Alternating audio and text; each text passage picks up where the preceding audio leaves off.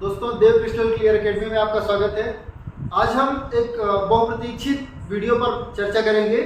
क्योंकि इस समय इजराइल और फिलिस्तीन का वार चल रहा है और इसमें बहुत सारी गहमागहमी मिल रही है, तमाम देश इसमें इन्वॉल्व हो रहे हैं। तो इस पे आज हम चर्चा करेंगे कि ये लड़ाई वास्तव में है क्या, कैसे शुरू हुई और कब से शुरू हुई, क्यों फिलिस्तीन का क्या मुद्दा है, इजराइल का क्या मुद्दा है, एक दूसरे से टकराव क्यों हो रहा है और वर्तमान में हमास नामक आतंकी संगठन इस समय क्यों इतना जो है इसके ऊपर, इजराइल के ऊपर अटैक कर रहा है। हम इसको एक बिंदुवार सिलसिले से समझेंगे। ठीक है, तो हम सबसे पहले शुरुआत करेंगे इजराइल फिलिस्तीन कॉन्फ्लिक्ट कहाँ से शुरू हुआ, कैसे शुरू हुआ। ये कहानी एक दिन की नहीं होगी, ये कहानी 4000 साल 5000 साल पहले से शुरू होगी और अब तक चलेगी। अभी जो रिसेंट में जो 7 अक्टूबर से शुरुआत हुई है युद्ध की, हमास नामक जो आतंकी संगठन ने युद्ध छेड़ा हुआ है, हम इसके बारे में भी चर्चा करेंगे। लेकिन एक बिंदु को बिंदुवार हम जो है आपको समझाना चाहेंगे। ठीक है, तो सबसे पहले हम ये चीज जानना चाहते हैं कि इजराइल की लोकेशन क्या है और फिलिस्तीन की लोकेशन क्या है। सबसे पहले मैप पे हम ये जानना चाहते हैं। ठीक है, तो हम चलिए मैप दिखाते हैं आपको। सबसे पहले हम मैप देख लेते हैं। तो इजराइल का मैप देखेंगे तो यहाँ पे आपको ये मैप है इजराइल का, इसको हम आपको हाईलाइट करके दिखा रहे हैं बाकायदे। ठीक है, हाईलाइट कर दे रहे हैं। ये वाला एरिया देखेंगे आप, जो ये वाला एरिया, ये वाला पूरा आपका इजराइल है। ये वाला पूरा इजराइल का एरिया है और इसमें आपको, इसी में आपको मिलेगा ये ग्रीन वाला एरिया। आप ध्यान से देखेंगे ये ग्रीन वाला एरिया, तो ये आपका वेस्ट बैंक है और इसी में आपका छोटा सा ये वाला एरिया जब देखेंगे आप, तो ये आपका गाजा पट्टी है। तो इसमें जो ग्रीन वाला एरिया है वेस्ट बैंक और गाजा पट्टी, ये फिलिस्तीन के हिस्से में आता है और बाकी का एरिया आपका इजराइल है। इसी में आपको इजराइल के मैप पे आपको बीच में दिखेगा जहां पे वेस्ट बैंक है और इजराइल का यहाँ जंक्शन पॉइंट है, यहाँ पे देखेंगे आप, तो यहाँ पे है जेरूसलम। ठीक है, तो जेरूसलम आपका एक, जानते हैं आपकी पवित्र स्थान है। तो जेरूसलम केवल फिलिस्तीनियों का ही नहीं, आपका इजराइलियों का ही नहीं, ये समझ लीजिए कि यहाँ पर 3 धर्मों के लोग आपका इस स्थान को पवित्र मानते हैं और वे 3 धर्म हैं, इस्लाम धर्म, यहूदी और जो क्रिश्चियन है, ईसाई धर्म, उसके मानने वाले सभी तीनों धर्मों के लोगों का ये सबसे पवित्र स्थान है। क्यों है पवित्र स्थान, हम आपको बताएंगे कि क्यों ये पवित्र स्थान है। इसके बारे में हम आगे चर्चा करेंगे। ठीक है, हम शुरुआत यहाँ से करते हुए हम सबसे पहले जानना चाहेंगे कि इजराइल आज इस स्थिति में है, तो इजराइल की क्या पॉपुलेशन है, इजराइल में कौन से लोग रहते हैं। उसके बाद जानेंगे फिलिस्तीन की क्या पॉपुलेशन है, फिलिस्तीन में कौन से लोग रहते हैं और कॉन्फ्लिक्ट की वजह क्या है। ठीक है, तो अभी हम पहले रिसेंट की बात कर लेते हैं, उसके बाद हम कहानी इतिहास में पीछे बाद में जाएंगे। सबसे पहले रिसेंट की बात कर लेते हैं। तो रिसेंट में आपका ये जो कॉन्फ्लिक्ट शुरू हुआ है, इसमें आप देखिए ये इजराइल का आपका फ्लैग है और ये एम्बलम है इजराइल का। ठीक है, आप इस साइड देख सकते हैं, राइट साइड में आपका हमास नामक आतंकी संगठन है जिसकी स्थापना आपका 1987 के अराउंड आपका अहमद यासीन ने करी थी। अहमद यासीन ने इसकी स्थापना करी थी और इसको इस्लामिक रेजिस्टेंस मूवमेंट के नाम से भी जाना जाता है। इस्लामिक रेजिस्टेंस मूवमेंट इसलिए कहा जाता है क्योंकि इसके मानने वाले जो लोग थे, जो अहमद यासीन के फॉलोअर्स थे, वो इस्लामिक नियमों के अनुसार से यहाँ पर इजराइल में सब कुछ चलाना चाहते थे और इसीलिए इन्होंने फिलिस्तीन का भरोसा जीता और अटैक किया है। आज गाजा पट्टी वाले एरिया से आज इजराइल के ऊपर अटैक किया है, जो कि यहूदियों का मेन इलाका है। सबसे ज्यादा इजराइल में यहूदी रहते हैं। हालांकि इजराइल में अकेले यहूदी ही नहीं रहते, वहां पर भी मुस्लिम समुदाय रहता है और फिलिस्तीन में भी ऐसा नहीं है कि फिलिस्तीन में केवल मुसलमान रहते हैं और क्या बोलते हैं वहां यहूदी नहीं रहते। तो दोनों जगहों पर यहूदी और मुसलमान, अन्य धर्मों के लोग भी रहते हैं।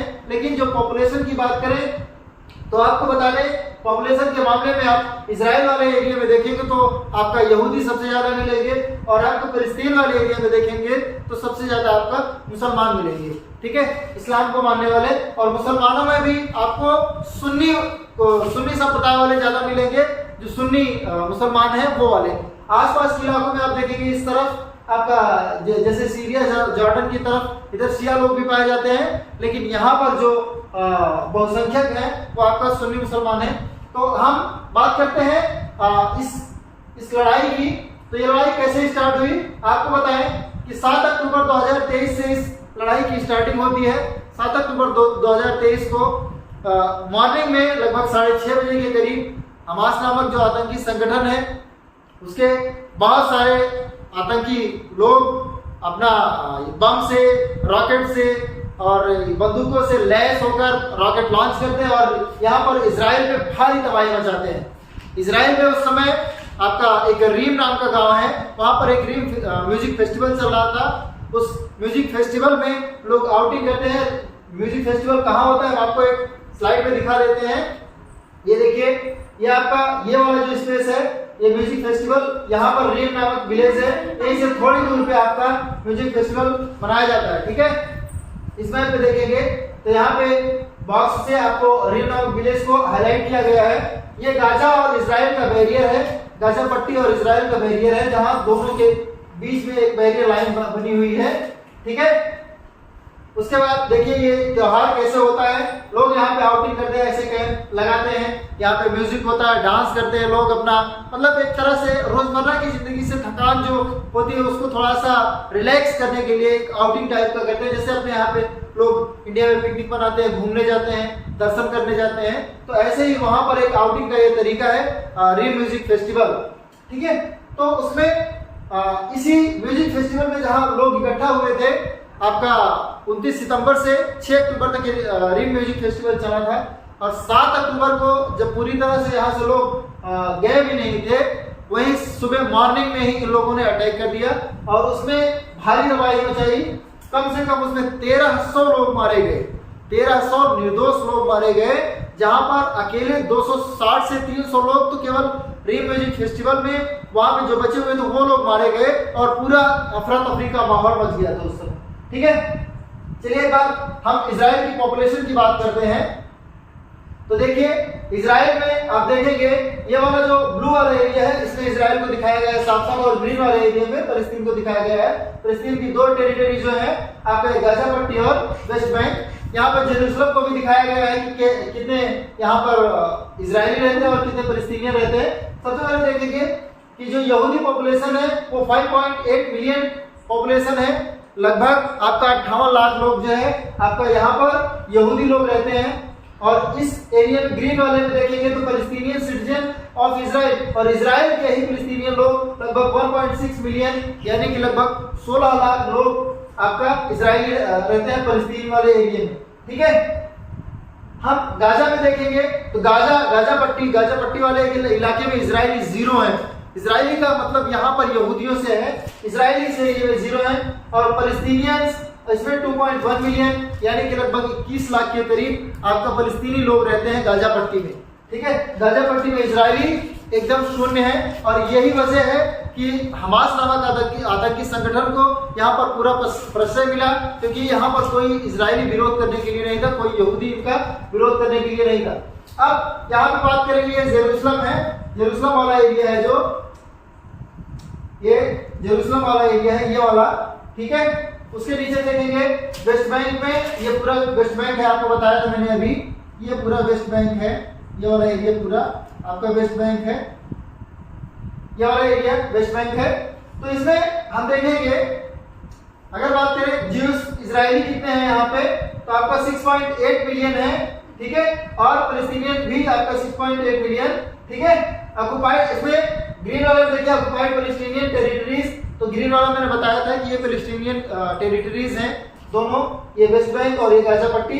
ठीक है, तो जेरूसलम में, वेस्ट जेरूसलम में आपको देखेंगे तो आपका 3,49,700 के करीब आपका इजरायली, और आपका फलस्तीनियन जो है आपका 4500 के करीब आपका फलस्तीनियन लोग रहते हैं, फलस्तीनी लोग रहते हैं। और जबकि ईस्ट जेरूसलम में आपका 2,20,200 के करीब आपका इजरायली रहते हैं, और ये सेटलर्स हैं यहाँ पे ये सेटलर्स है, मतलब एक तरह से शरणार्थी टाइप में है। और जबकि यहाँ पर 3,45,000 के करीब ईस्ट जेरूसलम में आपका फलस्तीनी लोग रहते हैं। ठीक है, तो ये पॉपुलेशन की बात हो गई। अगर वेस्ट बैंक की बात करें, इजरायली सेटलमेंट्स कितने हैं, तो 4,63,353 आपका इजरायली सेटलमेंट्स है, और आपका पैलेस्टीनियन आपका 2.7 मिलियन है। यानी पैलेस्टीनियन से मतलब यहाँ पर मुस्लिम समुदाय से, सुन्नी समुदाय से है, जो लगभग 27 लाख की जनसंख्या में है यहाँ पर। ठीक है, तो ये मोटा मोटा आपका जनसंख्या की बात हो गई कि वहां पर कहां पर कितनी जनसंख्या है। ठीक है, उसके बाद हम चलते हैं थोड़ा सा इससे आगे बढ़ते हैं, तो हम देखेंगे कि इजराइल की स्थिति आज जैसे है क्या वैसे ही पहले भी थी, क्या लड़ाई जो आज छिड़ी हुई है ये पहले से ऐसी लड़ाई ही थी, या फिर पहले सब लोग एक साथ रहते थे, इस पर भी हम चर्चा करेंगे। तो ये 1948 से यहाँ पे हम बात करने की वजह, सबसे पहले हम स्टार्ट करेंगे कि यहाँ इस झगड़े की मूल जड़ क्या है। तो मूल जड़ की अगर हम बात करेंगे तो मूल जड़, जब सबसे प्राचीन धर्म की बात करेंगे, क्योंकि लड़ाइयाँ अधिकतर धर्म को लेके ही हुई हैं, ज्यादा से ज्यादा इतिहास की आप लड़ाई देखोगे तो धर्म के विस्तार को लेकर और साम्राज्यवाद को लेकर ही लड़ाइयाँ हुई हैं। या तो साम्राज्य का किसी को विस्तार करना था, या तो किसी को धर्म का विस्तार था। इतिहास की सारी लड़ाइयाँ जो होंगी उसमें 90% लड़ाइयाँ, 95% लड़ाइयाँ सिर्फ इसी चीज को लेकर हुई हैं। ठीक है, तो यहाँ पर मूल कारण क्या था, चलिए हम इसको जानने की कोशिश करते हैं। हम चलते हैं लगभग 4000 साल पीछे, उस समय जब ईसा मसीह का या फिर इस्लाम समुदाय का, आपका इस्लाम धर्म का उदय भी नहीं हुआ था। उस समय सिर्फ एक धर्म था, सबसे प्राचीन धर्म वेस्टर्न यूरोप, अगर यूरोप की बात करें तो उसमें आपका सिर्फ यहूदी धर्म था, यहूदी धर्म था। और ये तीनों धर्मों के लोग, आप जान लीजिए, थोड़ा सा हम जानकारी बढ़ाना चाहेंगे, यहूदी धर्म हो, चाहे क्रिश्चियन हो और चाहे आपका इस्लाम हो, तीनों धर्म एक दूसरे से काफी मिलते जुलते हैं, और ऐसा माना जाता है कि तीनों धर्मों में बहुत सारी कॉमन चीजें हैं। और इसके समझ लीजिए कि पूर्वज जो थे लगभग सारे ही लोग आपका एक ही पीढ़ी से आए हैं। ठीक है, अगर हम बात करें तो ईसाई धर्म भी और इस्लाम धर्म भी और ये बोलते हैं यहूदी धर्म, सारे लोग मानते हैं कि इनके जो पैगंबर थे, इनके जो मैसेंजर थे, वे सारे ईश्वर के ही पुत्र थे, सीधे ईश्वर के पुत्र थे। और उन्होंने ही आपको यहाँ पर नया पंथ, नया धर्म, नया मजहब बनाकर लोगों को एक तरह से सभ्य जीवन जीने के लिए प्रेरित किया। ठीक है, तो हम इतिहास में अगर बात करेंगे तो सबसे प्राचीन धर्म की बात करेंगे तो वो आपका यहूदी था। उसके बाद आपका क्रिश्चियन आया, ईसाई धर्म आया, क्रिश्चियन रिलीजन, और सबसे लास्ट में आया इस्लाम। वर्तमान में अगर हम बात करें तो ईसाई धर्म के मानने वाले लोग पूरे विश्व में सबसे ज्यादा हैं, लगभग आपका 33% के अराउंड, 34% के अराउंड आपका क्रिश्चियन हो गए हैं। अब उसके बाद दूसरे नंबर पर आता है इस्लाम धर्म, लगभग 19% लोग हैं। इसके बाद आपका हिंदू और बौद्ध है। ठीक है, और यहूदियों के बारे में अगर हम बात करें तो यहूदी तो आपको मान के चलिए बहुत कम होंगे, 0.2% या 3% ऐसे ही होंगे पूरे वर्ल्ड में। तो पॉपुलेशन वाइज यहूदी बहुत कम है। लेकिन आप देखेंगे तो इतिहास से लेकर आज तक में अगर आप देखेंगे तो इजराइल ने जितने भी अटैक झेले हैं उसमें ज्यादातर हमेशा ही मान के चलिए वो विजयी रहा है। क्यों? क्योंकि इजरायली लोगों में एक समझ लीजिए कि देश प्रेम इस तरह का होता है कि वे अपनी शिक्षा से और अपने जो बिजनेस होता है, उद्योग से, उन चीजों से समझौता कभी नहीं करते। हम आगे आपको बताएंगे कि इजराइल पर कई बार ऐसी स्थितियां आई हैं कि जब इजराइल को अपना अस्तित्व बचाने के लिए बहुत गंभीर लड़ाइयां लड़नी पड़ी हैं, उसके बारे में भी हम चर्चा करेंगे। तो सबसे पहले हम देखते हैं इजराइल में क्या कुछ हुआ, फलस्तीन में क्या कुछ हुआ। सबसे पहले स्टार्टिंग में हम देखते हैं, हम बहुत पीछे अब नहीं जाना चाहते क्योंकि वीडियो बहुत बड़ा हो जाएगा, तो हम छोटे में ही आपको समझाना चाहते हैं कि ये तीनों धर्म, आपका जो यहूदी है, इस्लाम है और आपका ईसाई धर्म है, तीनों धर्मों के लोगों का सबसे पवित्र स्थान यहाँ पे हमने आपको बताया था, एक जेरूसलम है। यरूशलेम या जेरूसलम आप जो भी कह लीजिए, ठीक है, या उर्जा का अंतर थोड़ा सा आता जाता रहता है। ठीक है, तो जेरूसलम में आपको दो चीजें मिलेंगी जो आपका तीनों धर्मों के लिए सबसे महत्वपूर्ण है।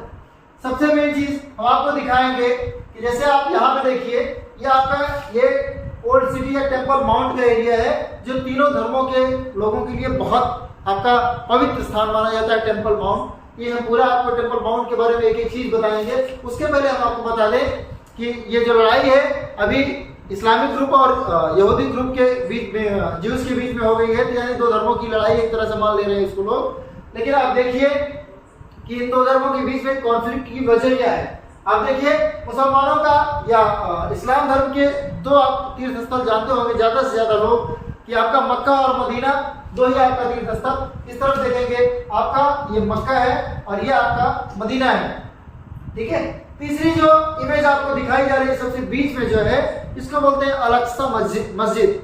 ये आपका बहुत महत्वपूर्ण आपका तीर्थ स्थल है इस्लाम धर्म के लिहाज से, लेकिन इसके बारे में सारे लोग नहीं जानते और धर्मों के लोग खास करके नहीं जानते हैं। तो आप जान लीजिए कि ये जो अल-अक्सा मस्जिद है इसकी लोकेशन कहाँ है, लड़ाई क्यों हो रही है यहाँ पे। तो अगर हम इसकी फिलिस्तीन की और इजराइल की लड़ाई की मेन वजह बताएं आपको, तो ये जो अल-अक्सा मस्जिद है, ये अल-अक्सा मस्जिद ये टेम्पल माउंट वाले एरिया में आप अगर देखेंगे तो यहाँ पे ये जो आपका ये एरिया है, यहाँ पे ये वाला एरिया जो है आपका, ये वाला एरिया, यहाँ पर एक गुंबद दिख रहा होगा आपको, और ये वाला एरिया जो यहाँ से यहाँ तक ये पूरा एरिया है, इसको बोलते हैं अल-अक्सा मस्जिद। हालांकि टेम्पल माउंट आपको एक छोटे से इमेज में हम दिखा रहे हैं आपको, टेम्पल माउंट का एरिया बहुत बड़ा है। और अगर आप देखेंगे तो यहाँ पे ये वाला जो गुंबद दिख रहा है, ये बीच वाला गुंबद, मेन आपका टेम्पल माउंट यहाँ पे है। टेम्पल माउंट यहाँ पे है। टेम्पल माउंट को टेम्पल माउंट क्यों बार बार कह रहे हैं, जब हम इतिहास में बहुत पीछे जाएंगे तो आपको देखेंगे कि जब यहाँ पर मंदिरों का निर्माण हुआ तो सबसे पहला मंदिर आपका यहीं पे बना था, इस वाले एरिया में, जो आपका किंग सोलोमन ने बनवाया था। किंग सोलोमन आपका डेविड के बेटे थे, किंग डेविड के बेटे थे। तो उसके बारे में थोड़ा सा अगर आप रिसर्च करेंगे तो नेट पे आपको बहुत सारी चीजें मिल जाएंगी, हम बहुत ज्यादा डीप में नहीं जाना चाहते, ठीक है। तो कहानी क्या है, ये जो टेम्पल माउंट का एरिया है पूरा, यहाँ पर आपको इसमें ये अल-अक्सा मस्जिद है और इस्लाम धर्म के लोग इसको सबसे ज्यादा पवित्र मानते हैं। वो चाहते हैं कि ये जो पूरा एरिया है, ये वाला पूरा एरिया, ये वाला पूरा टेम्पल माउंट का पूरा एरिया उनका है, जबकि यहूदी लोग कहते हैं कि नहीं ये पूरा एरिया उनका नहीं है। हालांकि स्थितियां आज थोड़ा सा अलग हो गई हैं। इस टेम्पल माउंट में अगर हम देखेंगे तो 11 गेट है टोटल, यहाँ पर 11 गेट है इसमें, लेकिन इसमें पूरे 10 गेट ऐसे हैं जिसमें से केवल मुस्लिम लोगों को ही एंट्री मिलती है। केवल एक गेट ऐसा है, एक गेट केवल ऐसा है, आपको बताएं हम, यहाँ पे वेस्टर्न वॉल जो है, वेस्टर्न वॉल, यहाँ पे एक ऐसा जो है गेट है जिसमें केवल यहूदी जा सकते हैं। बाकी सारे एरिया में, इस वाले एरिया में यहूदियों को एंट्री मिलती है, बाकी और किसी एरिया से यहूदियों को एंट्री नहीं मिलती। और यहीं पर यहूदी जाकर अपनी जो पूजा है वो होती है, पूजा प्रार्थना जो भी करते हैं वो यहाँ पर करते हैं, ठीक है। तो कॉन्फ्लिक्ट हमास ने आज आतंक मचाया, तो क्यों मचाया, इसकी वजह सिर्फ यही है कि हमास जो है मुस्लिमों का एक आतंकी संगठन है, और इजराइल जो है, इजराइल में ज्यादातर यहूदी लोग हैं। इजराइल कहता है कि ये सारा एरिया हमारा है, ये वाला सारा एरिया हमारा है। ये कहता है कि ये वाला सारा एरिया, यहाँ तक कि गोलन वगैरह जो भी है अभी है, ये सारा एरिया सोचते हैं कि हमारा ये इसको प्रॉमिस लैंड कहते हैं, ठीक है। इसके अलावा भी और देखेंगे आप, सीरिया, जॉर्डन, लेबनान तक आप ये लोग मानते हैं कि हमारे पूर्वज यहाँ तक रहते थे, इसलिए सारा एरिया हमारा है। और बार बार ये युद्ध करके अपना विस्तार भी करना चाहते हैं। जब हम बात करते हैं आपका इतिहास की, तो हम आपको अभी दिखाने चल रहे हैं कि शुरुआत में इजराइल इतना बड़ा नहीं था जितना बड़ा आज इजराइल है, ठीक है। इसके पहले बहुत छोटे से भाग में यहूदी लोग सिमटे रहते थे, ठीक है। लेकिन आज जो है पूरे इस मैप में देखेंगे तो आप सबसे ज्यादा एरिया आपका इजरायली लोगों का मिलेगा, और फिलिस्तीन जो आज इतना छोटा दिख रहा है, ये सारा एरिया उस पास्ट में आप देखेंगे, इतिहास में देखेंगे तो सारा फिलिस्तीन का था, ठीक है। तो चलिए हम आगे चलते हैं, थोड़ा सा हम आपको बताते हैं कि आपका कैसे इसका विभाजन हुआ, कैसे इजराइल बना, कैसे फिलिस्तीन बना, इसके बारे में थोड़ी सी चर्चा करते हैं। तो देखिए 1917 के पहले ये वाला एरिया अगर आप देखेंगे तो ये जो ग्रीन वाला एरिया है, ये पूरा एरिया आपका फिलिस्तीन का था। उस समय पूरा एरिया ये फिलिस्तीन का था। और ये जो आपका जो ब्लू वाले एरिया हैं, ब्लू वाले एरिया जो नीले नीले छोटे छोटे डॉट दिख रहे हैं, आपको दिखा रहे हैं हम आपको हाईलाइट करके, ये वाला एरिया छोटा सा है, ये वाला एरिया छोटा सा, ऐसे छोटे छोटे थोड़े थोड़े एरिया ये देखेंगे आप, मैं हाईलाइट कर दे रहा हूँ, ये बीच बीच में जो ज्यूज थे, यहूदी लोग, बीच में थोड़ी सी सेटलमेंट थी, बहुत प्री ब्रिटिश मैंडेट पैलेस्टीन, मतलब कि ये प्री ब्रिटिश के मतलब ब्रिटिश के आने के पहले इतना ही केवल यहूदी जनसंख्या थी। बाद में ये 1948 में जब आपको इजराइल बनाया गया, ठीक है, 1948 में, हालांकि बीच में बहुत सारे कोलैप्सेस हुए, ठीक है, बहुत सारी लड़ाइयाँ हो ही चुकी, बीच में अंग्रेजों का शासन था ही पहले, आप जान ही रहे हैं कि सब लोग, अंग्रेजों का तो रूल ही था डिवाइड एंड रूल, फूट डालो और राज्य करो, तो इन्होंने तोड़ने में कोई कसर नहीं छोड़ी। यहाँ से आपका 1917 वो समय था जब आपका वर्ल्ड वार की स्थिति थी, आपका वर्ल्ड वार चल रहा था, 1914 से स्टार्ट हुआ था वर्ल्ड वार, आपका 1919 तक चला था।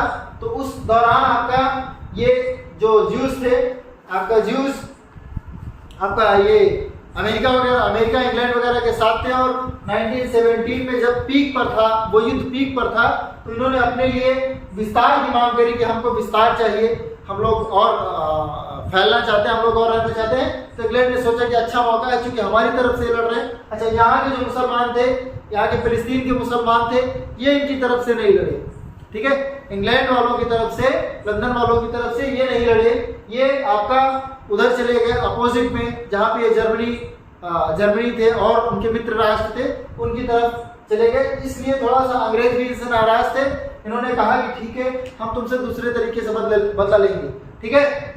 तो 1948 में जब आपका ये इजराइल को स्टेट की मान्यता दी गई, तो इजराइल को इतने बड़े हिस्से में बना दिया गया। ये वाला एरिया आपका, ये वाला पूरा एरिया जो है इजराइल को दे दिया गया, ये वाला पूरा एरिया इजराइल को दे दिया गया। देखिए इसमें थोड़ा सा एरिया वाला छूटा हुआ है, ये वाला एरिया, ये वाला और ये वाला एरिया, ठीक है। तो यही आपका जो वेस्ट बैंक है और ये गाजा पट्टी वाला एरिया है, ये छूटा हुआ था। 1967 में थोड़ा सा और बढ़ाया गया, Israel occupies Gaza in the West Bank. Israel ने गाजा पट्टी और वेस्ट बैंक में थोड़ा सा और एरिया कवर किया, ठीक है। जो पहले इतना बड़ा एरिया था उसको समेट के और छोटा कर दिया। गाजा पट्टी थोड़ा सा विस्तृत था, इसको भी आपका थोड़ा सा और छोटा किया। फिर उसके बाद आप 1995 के अराउंड देखेंगे, आपको 1995 के अराउंड, तो आप देखेंगे कि इस वाले एरिया में, ये वाला जो एरिया था, 1995 में आपका ये वाला वेस्ट बैंक वाला एरिया जब देखेंगे, ये वाला एरिया, तो इसमें देखेंगे कि बहुत सारा जो है ग्रीन जो पूरा एरिया था, उसमें बहुत सारे ब्लू डॉट आ गए। ब्लू डॉट कौन से डॉट है? ये ब्लू डॉट ऐसे डॉट नहीं है, ये आपका इजरायली लोगों की बस्तियां हैं। इसमें इजरायली लोगों ने ऑक्युपाई कर लिया इसको, तो ये वेस्ट बैंक का एरिया भी काफी सारा इसमें जो है आपका इन लोगों ने कवर कर लिया। तो धीरे धीरे इजराइल अपना विस्तार कर रहा है, जबकि फिलिस्तीन को समेटता जा रहा है। और सबसे खास वजह लड़ाई की यही है कि ये लोग फिलिस्तीन को समेट रहे हैं, इजरायली लोग फिलिस्तीनियों को समेट रहे हैं, और फिलिस्तीनी लोग चाहते हैं कि हम खुद विस्तृत हो जाएं, ठीक है। 2020 के अराउंड, मतलब 2020 में अगर आप देखेंगे कॉन्सेप्चुअल मैप देखेंगे अगर आपका, तो यहाँ पे देखेंगे कि ये किनारे तक जो आपका ये वाला एरिया, किनारे तक आपका वेस्ट बैंक था, इसको समेट कर एकदम थोड़ा सा कर दिए हैं। और ये ट्रंप, जो डोनाल्ड ट्रंप उस समय राष्ट्रपति 2020 के अराउंड आपका जो राष्ट्रपति थे डोनाल्ड ट्रंप अमेरिका के, उन्होंने एक कॉन्सेप्चुअल मैप दिया था कि इजरायली लोगों को और थोड़ा सा बढ़ावा देना चाहिए और फिलिस्तीनियों को समेट दिया जाना चाहिए, ठीक है। कहते हैं कि जब आपका मुस्लिम या आतंकी संगठन कोई अगर किसी देश पर हमला करता है, तो अमेरिका उसका विरोध करता है इस तरीके से कि इस मतलब किसी राष्ट्र को लड़ा भी देगा और अपना उल्लू भी सीधा कर लेगा। तो यहाँ पे इजराइल के कंधे पर बंदूक रख के अपना फिलिस्तीनियों पे चलवा रहा है, और उसके बाद फिलिस्तीन को समेटता जा रहा है, इजराइल को विस्तार देता जा रहा है। अमेरिका ही नहीं बल्कि अन्य देश भी इस मिशन में इसके साथ दे रहे हैं। हम आगे की स्लाइड पे देखेंगे कि गाजा पट्टी और इजराइल में आगे क्या चल रहा था। तो हम देखेंगे Gaza strip and Israel have been in conflict since the Israeli withdrawal from the Gaza strip in 2005। तो जब ये अभी गाजा स्ट्रिप से हमास नामक आतंकी संगठन को प्रश्रय इतना जल्दी नहीं मिल गया। 2005 के पहले तक आपका इजराइल के ट्रूप्स हुआ करते थे, वहां पे मिलिटेंट्स हुआ करते थे, इनकी आर्मी रहती थी गाजा स्ट्रिप में। लेकिन 2005 में जब इन्होंने विड्रॉ किया वहां से, तो इसको हमास नामक आतंकी संगठन को और ज्यादा विस्तार मिल गया और ये खुलकर इजराइल पर अटैक करने लगे। ठीक है, चलिए हम थोड़ा सा आगे और बढ़ते हैं, थोड़ा सा और आगे बढ़ते हैं। देखते हैं कि इसमें आपका जो कॉन्फ्लिक्ट है इसमें क्या कभी शांति के लिए प्रयास हुए, क्या कभी इन लोगों के लड़ाई के बीच में कभी कोई आया कि हाँ चलो समझौता करा दिया जाए? तो हाँ आया है, समझौते भी हुए हैं। आप देखेंगे तो ओस्लो अकॉर्ड 1 हुआ था, signed at Washington DC USA in 1993। 1993 में एक बार प्रयास किया गया कि इन दोनों देशों की जो लड़ाई है उसको जो है थोड़ा सा खत्म कराया जाए, क्योंकि युद्ध में हमेशा विनाश ही होता है, और विनाश जब होता है, युद्ध होता है, तो उसमें बहुत सारे मासूम लोग, निर्दोष लोग मारे जाते हैं। ठीक है, तो ओस्लो अकॉर्ड आया और ये वाशिंगटन डीसी जो आपका यूएसए की राजधानी है वहां पर आपका साइन हुआ। ठीक है, ये देखिए आप इस इमेज में देख सकते हैं, दोनों लोग हाथ मिला रहे हैं, ये आपका, ठीक है, इजराइल फलस्तीन के दोनों प्रधानमंत्री उस समय के जो थे उन्होंने हाथ मिलाया और इसको कहा कि हाँ चलिए हम समझौते को मानेंगे, और उसके बाद लड़ाई टल गई, शांति व्यवस्था बनी, ओस्लो अकॉर्ड। लेकिन उसके बाद फिर ओस्लो अकॉर्ड 2 आया 2000 आपका 1995 में फिर से साइन हुआ, जो कि इजिप्ट में साइन हुआ। तो 2 बार प्रयास किए गए, मोटा मोटा शांति भी रही, लेकिन जो आतंकवादी होते हैं, आतंकवादी शांति कभी नहीं चाहते। क्यों? क्योंकि वो डर का माहौल ही बना के अपनी मांगे पूरी करवाते हैं। ठीक है, चलिए हम आपको एक बहुत बड़ी बात से रूबरू कराते हैं कि इजराइल आपका एक तरह से कह सकते हैं एक बहुत जिद्दी राष्ट्र है। इजराइल ने आज तक जितने भी हमले हुए हैं कभी कॉम्प्रोमाइज नहीं किया। 7 अक्टूबर से ये जंग जारी है। आज जब ये वीडियो बन रहा है 20 अक्टूबर है, 20 अक्टूबर तक में बहुत सारे लोग मारे गए हैं, बहुत सारे लोग विस्थापित हुए हैं, और लगभग मान के चलिए कि कम से कम 20 से 25 लाख लोगों पर इस युद्ध का इफेक्ट पड़ रहा है। बावजूद इसके इजराइल कोई समझौता करने के लिए तैयार नहीं है।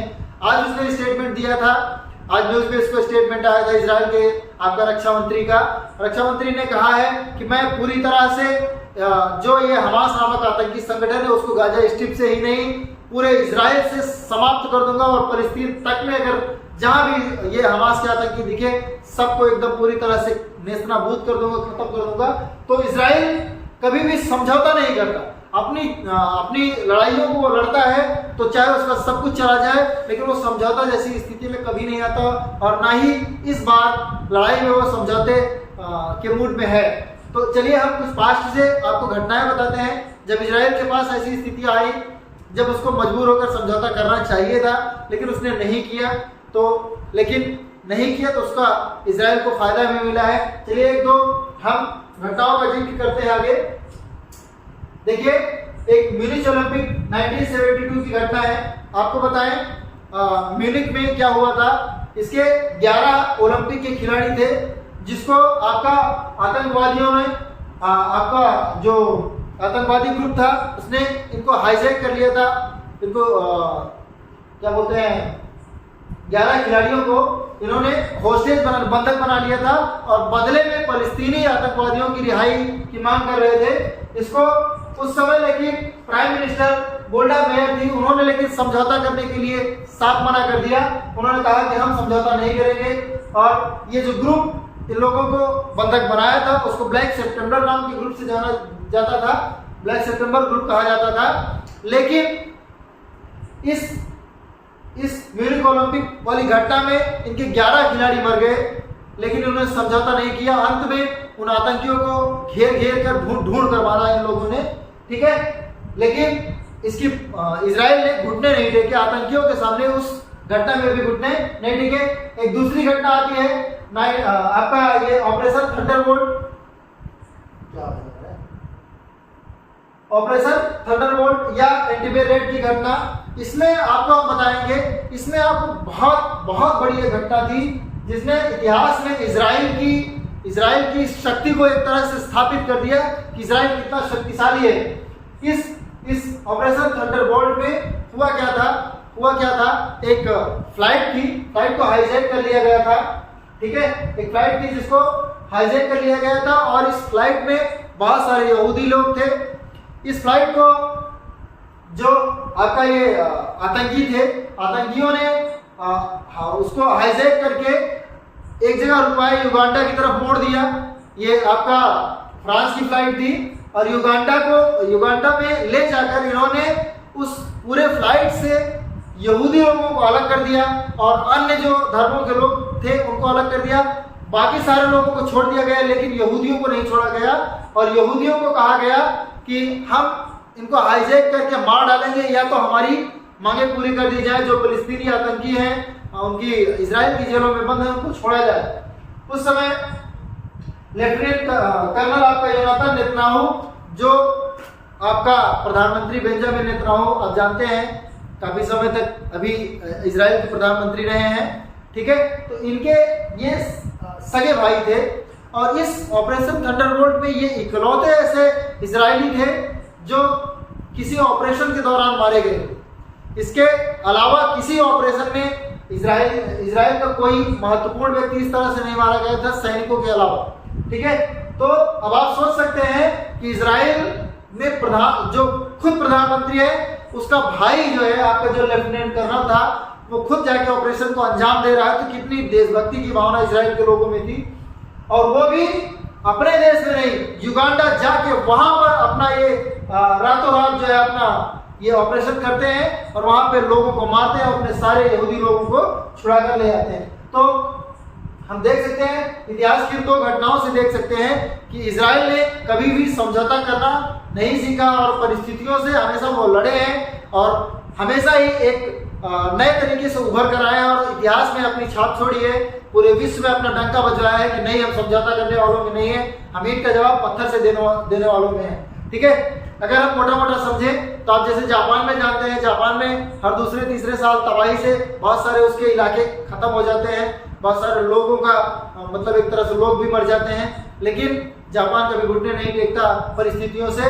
वो हमेशा टेक्नोलॉजी डेवलप करता है, एजुकेशन के मामले में आगे रहता है, इसलिए हमेशा जापान फिर से रिकवर कर लेता है। तो इजराइल के मामले में भी ऐसा ही है, इजराइल कभी भी ऐसी घटनाओं से घुटने नहीं टेकता, परिस्थितियों से लड़ता है और हर बार एक शक्तिशाली राष्ट्र के रूप में उभर कर आता है। और यही वजह है कि जो इजराइल एक छोटे छोटे आपका बस्तियों के रूप में था, आज वो इजराइल पूरे फिलिस्तीन पे कब्जा करके खुद इजराइल बन चुका है, फिलिस्तीन को एकदम छोटी छोटी झुग्गियों में एक तरह से समेट दिया है, ठीक है। इस वीडियो में हम इतना ही कहना चाहेंगे कि जो युद्ध है, युद्ध की विभीषिका हमेशा विनाश को न्योता देती है। तो दोनों देशों को जहां तक संभव हो सके एक दूसरे की मांगों पर विचार करते हुए समझौता करना चाहिए और आतंकियों का समर्थन तो किसी भी देश को नहीं करना चाहिए, चाहे वो फिलिस्तीन हो, चाहे इजराइल हो, चाहे अपना ये पड़ोसी जो पाकिस्तान है, जो आतंकवाद का गढ़ कहा जाता है।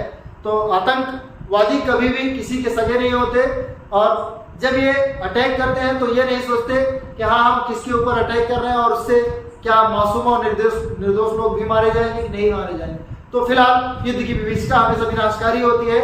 मैं आपका इस वीडियो के माध्यम से ये कहना चाहूंगा कि जो भी जिम्मेदार लोग हैं इसमें पहल करें, यूनाइटेड नेशंस को भी एक्शन लेना चाहिए और इसमें मध्यस्थता करके इन दोनों देशों के बीच शांति व्यवस्था बनाने की पहल करनी चाहिए और इस हमास नामक आतंकी संगठन को खत्म करने के लिए चाहे इजराइल जो कर रहा है उसमें सहयोग करे और अगर फिलिस्तीन खुद इनिशिएटिव लेता है तो उसको भी यूनाइटेड नेशंस को चाहिए कि सपोर्ट करे और इस आतंकी संगठन को कम से कम खत्म करे। इस वीडियो में बस इतना ही, मिलते हैं नेक्स्ट वीडियो में, तब तक के लिए धन्यवाद।